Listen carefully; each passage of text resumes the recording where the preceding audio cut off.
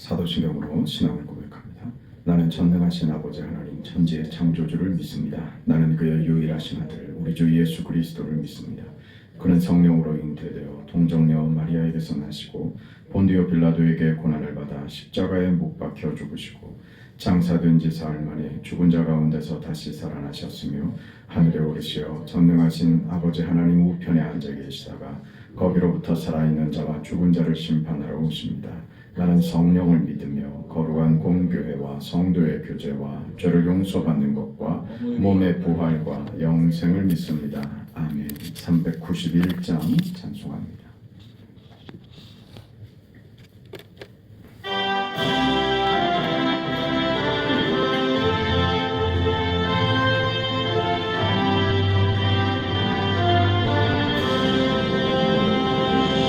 오 놀라운 구세주 예수의 주 참 능력의 주시로다. 큰 바위 및 안전한 그곳으로 내 영혼을 숨기시네. 내 마른 땅을 종일 걸어가고 나 피곤치 아니하며 저 위험한 곳 내가 이를 때면 큰 바위에 숨기시고 주 손으로 덮으시네. 오 놀라운 구세주 예수의 주 내 모든 짐 벗기시네. 죄악에서 날 끌어올리시며 또 나에게 힘 주시네. 내 마른 땅을 종일 걸어가도 나 피곤치 아니하며 저 위험한 곳 내가 이를 때면 큰 바위에 숨기시고 주 손으로 덮으시네. 주 예수님 공중에 임하실 때 나 일어나 맞이하리. 그 구원의 은총을 노래하리. 저 천군과 천사 함께 내 마른 땅을 종일 걸어가도 나 피곤치 아니하며 저 위험한 곳 내가 이를 때면 큰 바위에 숨기시고 주 손으로 덮으시네. 주 예수님 공중에 임하실 때 나 일어나 맞이하리. 그 구원의 은총을 노래하리. 저 천군과 천사 함께 내 마른 땅을 종일 걸어가도 나 피곤치 아니하며 저 위험한 곳 내가 이를 때면 큰 바위에 숨기시고 주 손으로 덮으시네.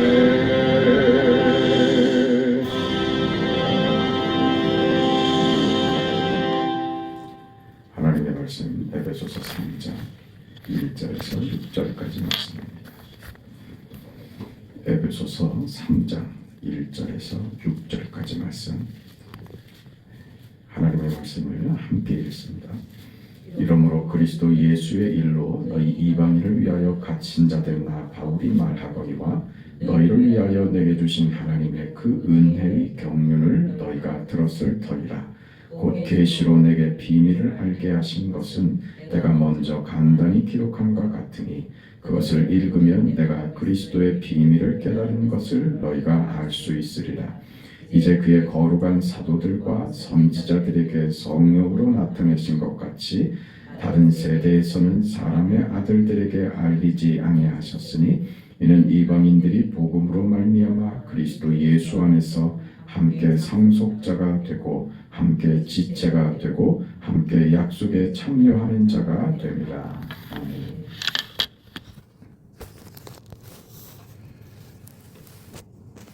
이제 이 교회라고 하는 것이 예수 그리스도의 그 성육신과 십자가의 죽으심과 그 부활로 완성시키신 이 구원이 이제 그 유대인에게만 아니라 이방인에게도 그 구원이 허락됐다.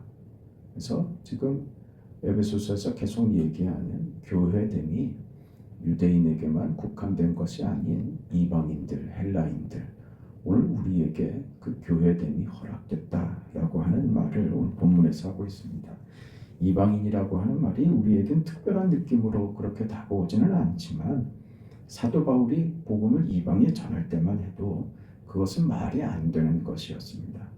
오늘 본문 4절에 그것을 읽으면 내가 그리스도의 비밀을 깨달은 것을 너희가 알 수 있으리라 그랬습니다. 그리스도의 비밀이라는 것은 예수 믿으면 구원받는다라는 말입니다. 예수를 믿으면 구원을 얻는다는 말이 당시에는 이방인들에게도 유대인들과 같이 구원이 동등하게 열렸다. 이 말이 되죠. 이건 상상할 수 없는 당시로서는 유대인들에게는 청천벽력 같은 선언이었습니다. 바울이 지금 이 이해를 가지게 됐다. 내가 나를 위하여 복음을 위하여 이방인의 사도로 세워놓으라. 이 말씀을 받은 거죠. 말하자면 믿지 않는 자들, 하나님과 상관없는 백성들의 사도로 너를 세웠다. 이건 정말 바울이 단 한 번도 생각해 보지 못한 일이었습니다. 그 자신이 단 한 번도 상상할 수 없었던 일이었습니다. 근데 그 일에 사도로 자신을 부르신 부활의 주님을 만난 것입니다. 이게 바울에게 얼마나 큰 깨우침이었겠나 생각해 봐야 됩니다. 이스라엘이라는 한 나라가 아니라 이제 바울을 통하여 하나님의 그 능력이 역사와 세상의 운명에 있어서 하나님의 힘이 얼마나 크신가, 제한이 없으신 하나님의 능력과 하나님의 일하심이 이제 한 민족에 국한되는 것이 아니라 온 인류를 향하여 열려 있다는 이 스케일이 유대인 이스라엘에서 지금 전 세계로 확장되는 경험을 하는 겁니다. 생각해 본 적도 없고 상상하지도 못했던 일이 지금 바울에게 그렇게 선포된 것이죠. 유대인들이 가졌던 이 선민 사상은 그들을 아주 좁혀놨습니다. 그래서 이방인과 선민인 자신들 유대인을 구별하는 것밖에 하지 못했던 좁아진 세계관, 좁아진 이해로 살았던 것이죠. 그래서 유대인들이 전 세계적으로 외면당하고 환영받지 못했던 저들의 우월감, 선민의식이 그 결과를 낳지 않았습니까? 마찬가지로 오늘 신약 시대에 있어서도 이런 구분을 우리가 가지면 안 된다는 겁니다. 우리는 그런데 유대인들이 그랬던 것처럼 우리도 쉽게 그럽니다. 믿는 자와 믿지 않는 자라고 경계를 그어버리는 것이 우리에게 이상한 본성처럼 그렇게 쉽게 합니다. 그렇게 경계를 그으면 유대인들이 그랬던 것처럼 우리도 하나님이 하시는 일에 우리 인생에 편협함을 남기게 된다는 것입니다. 세상에 대한 이해와 하나님이 나를 구원하시고 나를 통하여 어떤 목적을 가지고 오늘 현실을 살게 하신다는 의미를 편협되어서 그걸 놓치게 된다는 겁니다. 우리는 에베소서를 시작할 때 에베소서가 얼마나 크게 시작했는가를 기억해야 됩니다. 에베소서 1장 3절에 찬송하리로다. 하나님 곧 우리 주 예수 그리스도의 아버지께서 그리스도 안에서 하늘에 속한 모든 신령한 복을 우리에게 주시되 곧 창세 전에 그리스도 안에서 우리를 택하사 우리로 사랑 안에서 그 앞에 거룩하고 흠이 없게 하시려고 그 기쁘신 뜻대로 우리를 예정하사 예수 그리스도로 말미암아 자기의 아들들이 되게 하셨으니 이는 그가 사랑하시는 자 안에서 우리에게 거저 주시는 바 그의 은혜의 영광을 찬송하게 하려는 것이다. 창세 전의 말이죠. 역사를 시작하기 전의 말입니다. 하나님이 역사를 시작하시기 전에 계획한 뜻이 먼저 있었다. 이렇게 선언하고 있지. 얼마나 큽니까? 세상 역사 이전에 하나님의 계획이 있었다. 이렇게 선포했죠. 그 역사 속에 구체적으로 예수 안에서 이 일을 이루셨다. 하나님의 세상 역사의 중심은 하나님이 펼치시는 구속사이며 그 구속사의 중심은 언제나 예수였습니다. 그 예수의 구속운동은 교회라는 기관을 통해서 전개됐으며 교회의 그 구속운동은 언제나 말씀운동, 케르그마입니다. 하나님의 말씀이 선포되는 것으로 하나님이 이 세상 역사를 끌고 가신다. 그런 것이죠. 이렇게 에베소서가 시작했습니다. 창세 전에 그리스도 안에서 하나님이 기쁘신 뜻을 정하고 그 일을 행하셨다. 유대인들은 자기네의 승리를 위해서 적국을 저주하고 적국을 멸절시켜야 하는 상대적인 입장밖에 자신들의 위치를 생각하지 이해하지 못했습니다. 그러나 다른 것입니다. 그렇지 않습니다. 하나님의 뜻이 거기 있지 않습니다. 이스라엘은 우리 이전 시간에 이 문제를 다루지 않았습니까?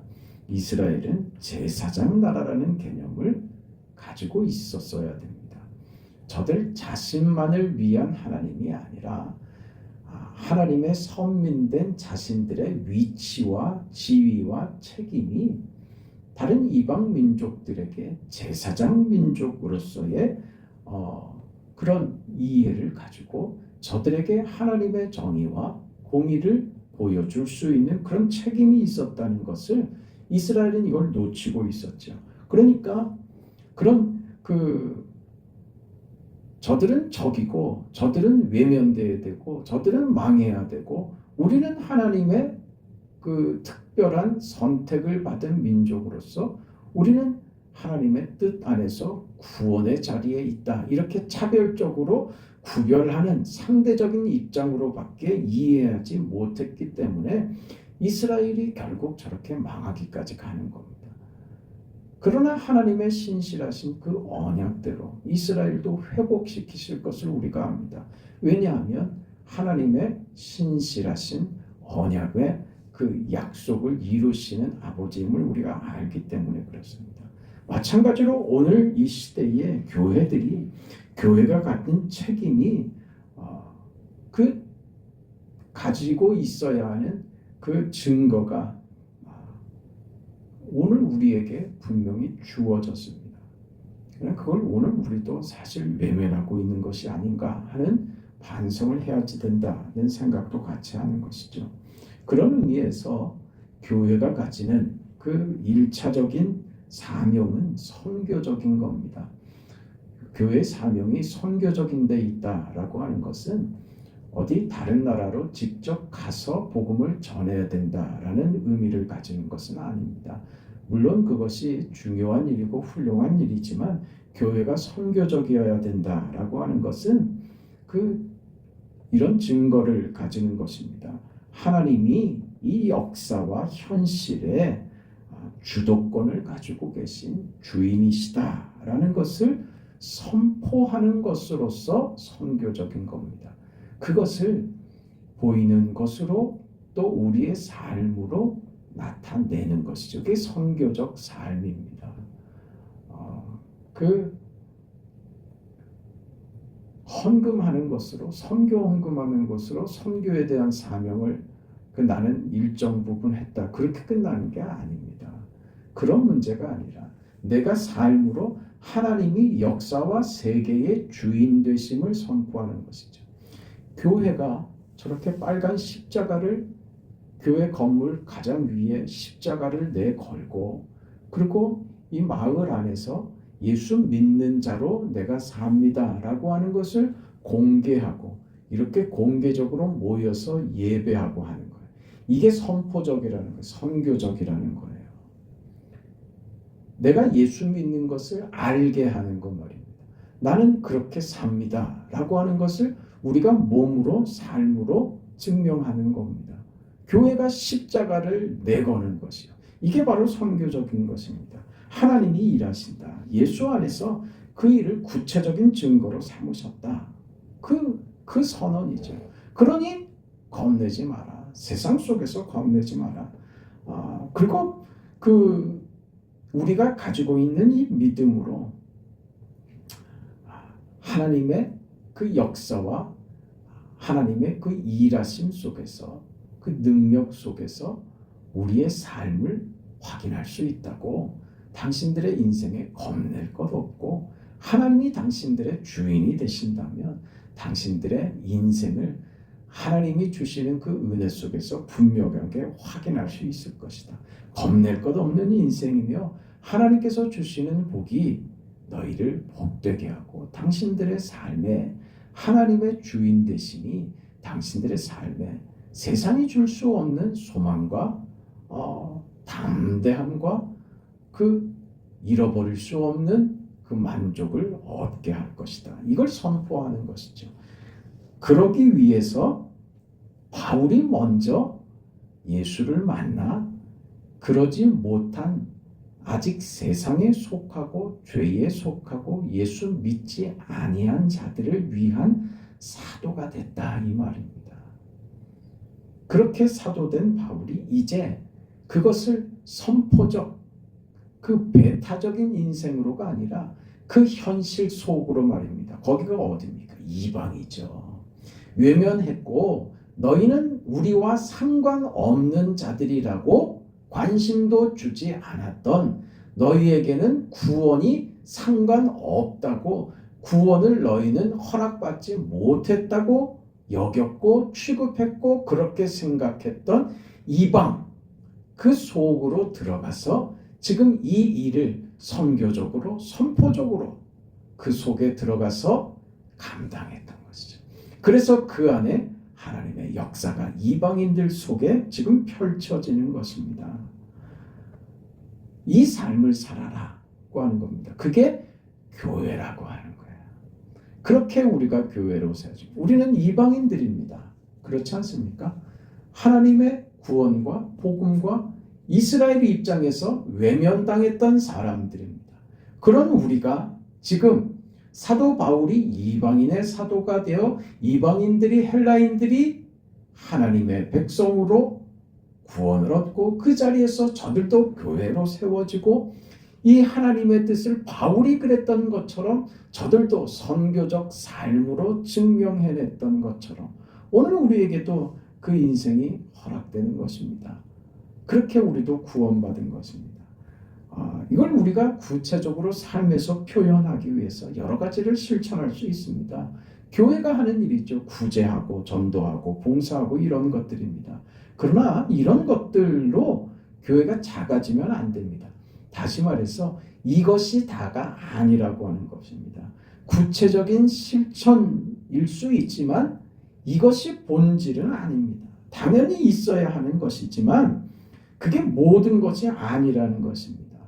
이 창세전에 예수 그리스도 안에서 우리를 예정하신 그 기쁘신 뜻이 이런 것을 가지고 있다는 것이죠.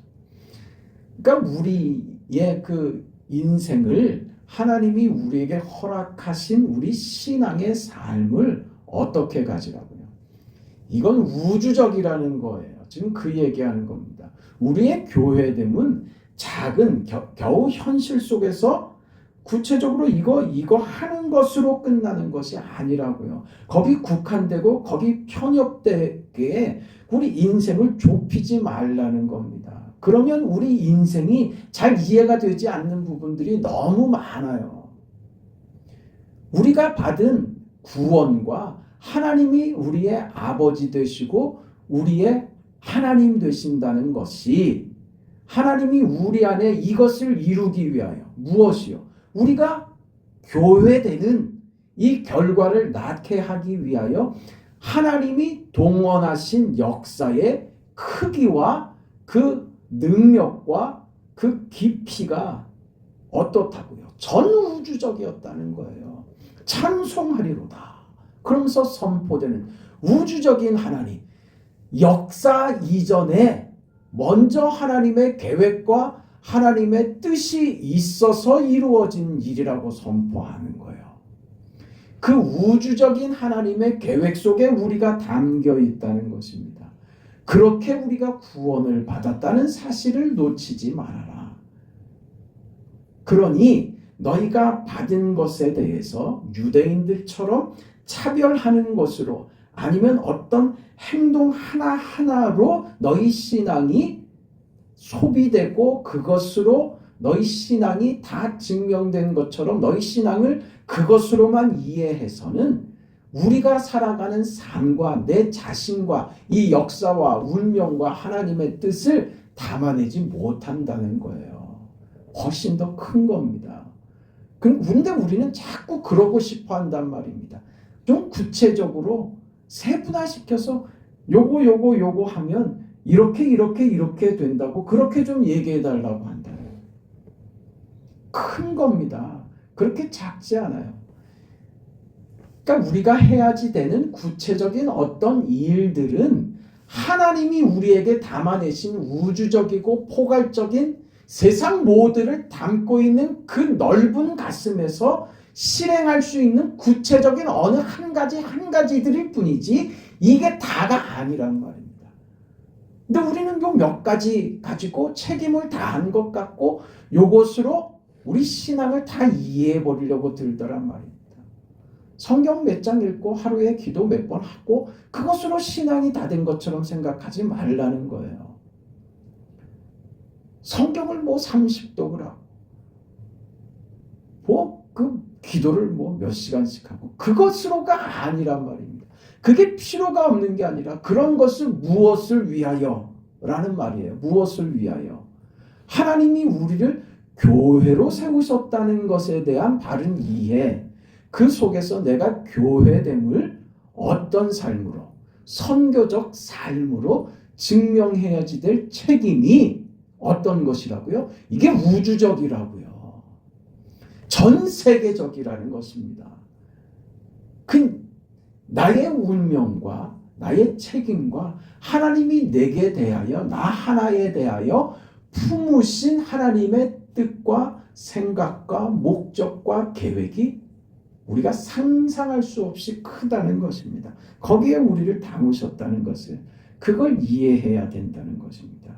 그러면 우리는 그 속에서 우리 인생을 마음껏 하나님께 맡길 수도 있고 세상의 어려움을 기꺼이 감수할 수도 있게 됩니다. 왜요? 우리가 받은 게 너무 크기 때문에 그렇고 우리가 책임져야 할 인생의 크기가 너무 크기 때문에 그렇습니다. 그건 우리에게 단지 부담으로 주신 것이 아니라 우리를 그렇게 한껏 높이셨단 말입니다. 우리의 지위와 우리의 신분과 하나님이 우리 한 인생들 말입니다. 초라하고 비참하고 아무짝에도 쓸모없는 것 같은 나에게 하나님이 가지신 나를 향한 하나님의 뜻과 내게 가지신 하나님의 소원이 그렇게 크다. 나를 그렇게 대접하시더라 그 말입니다. 그러니 그 뜻 안에서 자유하는 거예요. 그 뜻 안에서 마음껏 내 인생을 펼칠 수 있는 그 용기와 담력과 나 아무것도 할 수 없습니다가 아니라 우리는 모든 것을 받은 자의 그 넉넉함과 여유롭게 살 수 있는 거예요. 크게 살 수 있는 거예요. 작은 것에 매여서 요거 한 가지 하는 것으로 다가 아니라, 그럼 어떻게 되냐면 그 한 가지 한 것으로 내가 뭐를 다 한 것 같이 생각하고, 아니면 그 한 가지 안 하는 것을 가지고 차별하고 비난하고 구별짓는 것밖에 못한단 말입니다.